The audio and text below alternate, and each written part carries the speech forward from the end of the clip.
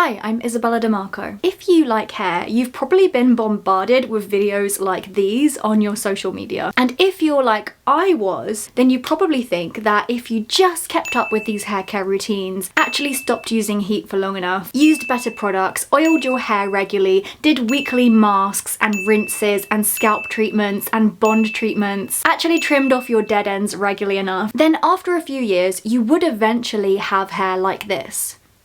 Right? That's what I thought. We have all known someone throughout our lives who's had beautiful hair like this. We ask them, what do you do? What's your secret? They will say one of two things. Either, oh, I don't really do much to it. It's always just been like this. I just use regular shampoo and conditioner. Or they'll say, I just take really good care of it. Use more masks and oil treatments and don't use heat. So that's the general consensus that we've learned about hair care. If we want that hair, we have to put in the work and do all of these things to get it. But most of us haven't actually quit heat styling for long enough or kept up with this kind of hair routine for long enough to actually know if our hair could ever look like that. Well, I have. I have tested and trialed all of the major hair care methods to achieve long, healthy, beautiful hair. But the results were pretty disappointing. And it took me 10 years to realize that I was never going to get my goal hair. When I was about 17 years old, I set myself a goal. This was my inspiration picture. I was obsessed. I knew that I could reach this one day if I just stuck to a hair care routine and was really diligent. It would just take like a couple of years. As long as I was patient and kept up with it, I would surely reach my goal hair. So where did I go wrong? Why did it not happen? That's what we're going to be talking about in this video. If you are trying to strive for hair like this, you need to hear this because I wish that I heard this when I was a teenager and all throughout my hair journey. So when I first reached waist length hair and it looked like this, not great. Bear in mind, this is like a whole lifetime of not using heat tools. I used to think that if you just didn't use heat at all, that your hair would be beautiful and healthy and strong by default. Wrong. Completely wrong. That is a misconception that we all have. Yes, heat does damage your hair over time, especially if you use it a lot. Cutting down on your heat usage will help your hair, but not using heat at all does not mean that you are automatically going to have great healthy hair. Not using heat at all does not mean that you are automatically going to have great healthy hair. I wish someone would have just told me this. So I had disappointing results, but I chalked this down to the fact that I actually had a hair splitting compulsion throughout most of this time. I've got a video all about that. I'm going to leave it up here. I split and rip at my ends. It's an ongoing habit I've had, but I've managed to take control of it over the past couple years. So I decided to start again. This time I cut off all my hair. I was like, okay, I'm just gonna get rid of all these dead split ends, all of this ripped hair, and I cut it all off. Went short, bloody hated it. If I'm starting again, surely this time I can reach my goal hair. I decided I was gonna go all natural. I was gonna do the curly girl method, use the best natural products, no sulfates, no silicones, again, no heat styling. This time I'm gonna fix my dry frizzy hair. 7 months went by, my hair was still a dry frizzy mess. And I was sick of it, so sick of it. The curly girl method is quite strict, but I quit that. So over the next few years, I kind of relaxed a bit with my hair. I was like, right, I've tried so hard. I'm just gonna let it be, do what I want with it, style it how I want because it makes me feel good about my hair. I was miserable having to put up with frizzy hair every day because I couldn't use heat on it. So I gave that up. I started using heat on it every now and then. I didn't go crazy, but I was still pretty bad at remembering to use products like deep conditioners, leave-in conditioners, masks, oiling. It was at this point that I realized my hair is just dry. I just don't use the right products. I'm not deep conditioning it enough. It's not getting enough moisture somehow. So last year, I thought I'm going to give one more stab at fixing my dry hair issues. I was going to stick to a vigorous routine of always using a leave-in conditioner after I wash and a hair oil after every wash, and also sometimes daily. During the last 12 months, I've also been using a hair mask about once or twice a month, an apple cider vinegar rinse about once a month, a bond repair mask about once every couple of months, along with all the other bog standard hair care and protective practices. So I've been doing that for almost a year now. My hair is still dry. I've had tons of people over the years frustratingly tell me that, Isabella, you're just using too many products. Just stop using so many products and stop focusing so much on your hair and it will naturally improve. Listen, I have gone most of my life doing absolutely nothing to my hair. It was still the same. That's why I thought it was dry. I have gone the no product route. I have gone the natural route. I've gone the natural product route, and I've gone the product heavy route. I've gone the no heat styling route. I've done all of the routes you can possibly take with your hair. My hair is still dry. Why is this? Guess what it is? Genetics.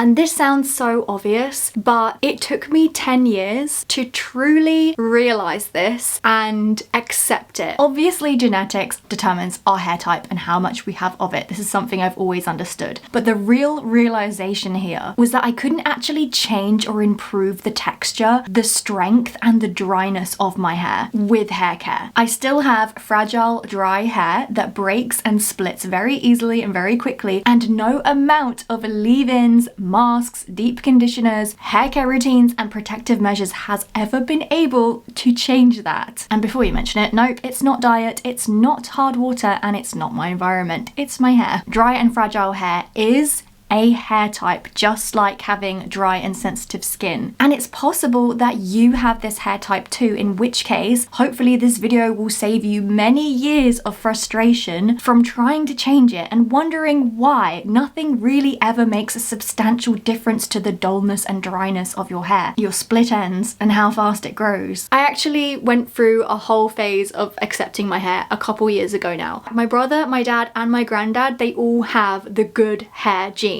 Somehow I didn't get it. I'm very envious. My granddad just turned 90. He still has all of his hair. He has a full head of hair. Good hair. My dad still has all his hair. Sadly, I think I got the bad hair gene. But it's fine. Just want to mention, obviously, I am grateful even to have hair. It's not that big a deal. I'm over it. But this is what the video is about, which is why I'm talking about hair genes. I used to watch this girl with crazy, amazing hair on YouTube. She was of Asian descent. She had this beautiful, gorgeous long hair, silky smooth, straight, and she used to swear by oiling and coconut milk masks. But oiling and coconut milk masks do not work the same on my hair because I have genetically different hair.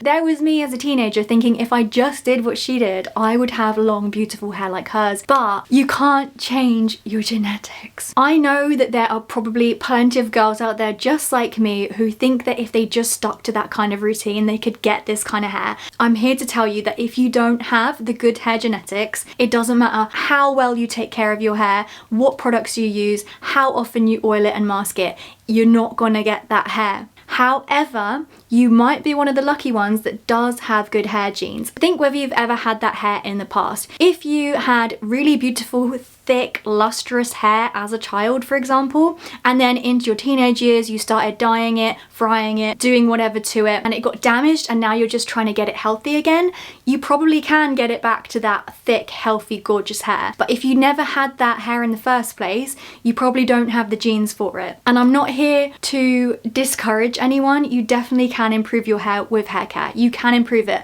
But here's what I have figured out about hair care. All of the things that I do, all of the hair care techniques, protective styles, not brushing when wet, protective scrunchies, like everything you can possibly do to take care of your hair. I have thought about this and I really think it has only improved my hair by about 30%. This 30% improvement might seem really negative and pessimistic, but this is in my case as a person with naturally dry, fragile hair. If you don't have naturally fragile hair, you can definitely get much better results from keeping up with a hair care routine. Also, hot take, I don't think fine hair automatically means it's fragile. I think you can have fine hair that is structurally quite strong. This is just from my observation. Also, thicker, stronger hair can withstand a lot more heat styling, which explains why my hair suffers so badly, even though I use substantially less heat than, say, a lot of my friends, for example. I take better care of my hair than the average person, and I have done for the past 10 years. And my hair is still pretty thin. It's very dry, it's very stringy, it gets so frizzy. It's never really grown very much because the ends get so dry that they break off. One of the main ways to grow your hair is actually to keep your ends from breaking. I used to know a girl at university and she had the most beautiful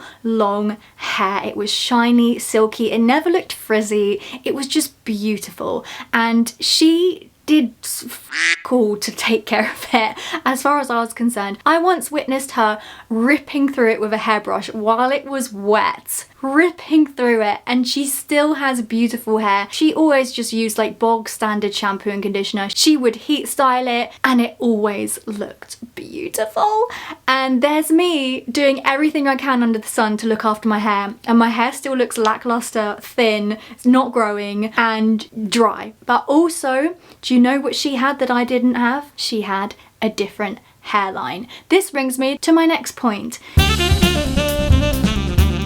Your hairline and the way your hair grows has such an impact on the overall look and appearance of your hair, and this is something we don't often think about. So my friend, she had a lovely cowlick. It's the little sort of swirl of hair that kind of sticks up a little bit. It kind of gives you a bit of volume. A lot of people who have them really hate them because they can be a bit unruly. It means that you can't style it in certain ways because your hair wants to go in a certain direction. I read an article, and according to this article, Claudia Schiffer actually has 2 cowlicks at the front of her hair. This explains why her hair actually always looks so good and voluminous, because she has cowlicks at the front.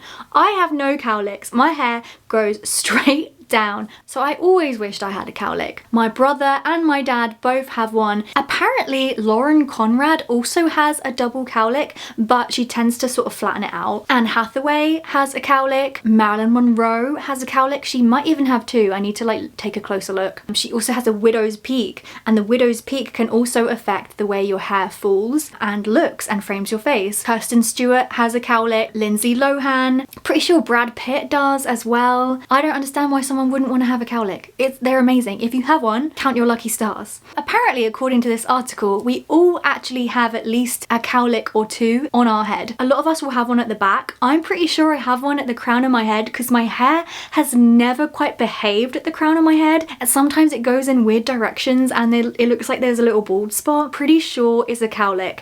You can also get them at the nape of your neck. They're easier to spot if you have shorter or cropped hair. This is why you see them a lot on guys. They often have one at the back. Also, we all have different hair growth patterns on our scalp, which influences the way our hair lays. This can hugely affect what your hair looks like. This is also why fringes never looked quite right on me. I was obsessed with the Pamela Anderson 90s fringe back a couple years ago, and I tried to replicate this. It never looked quite right on me, and I'm telling you, it's because of my hairline. This is of course also dependent on your hair type, but from my observation, the actual growth pattern of your hair around your hairline is what mainly influences the way your hair looks and behaves and frames your face. Also, the shape of your face is a massive factor on whether certain haircuts and certain hairstyles and certain hair framing cuts will suit you. There are tons of YouTube videos that have already covered face shape when it comes to hairstyles, but I do feel like no one really talks about hairline and head shape, which is why I wanted to bring this up. I was never able to get that sort of volume at the top. It kind of just laid flat and looked a bit sad unless I styled the crap out of it. I'm pretty sure Pamela Anderson has a cowlick as well. She usually does have her hair very heavily styled, especially back in that 90s era. For some reason, Pamela Anderson's hair always looked amazing, and she bleached the crap out of it. She was on Baywatch, so she was in the sea. It was getting a lot of UV exposure, styling the crap out of it, all of the damaging things you can think, and yet her hair still looked great. How?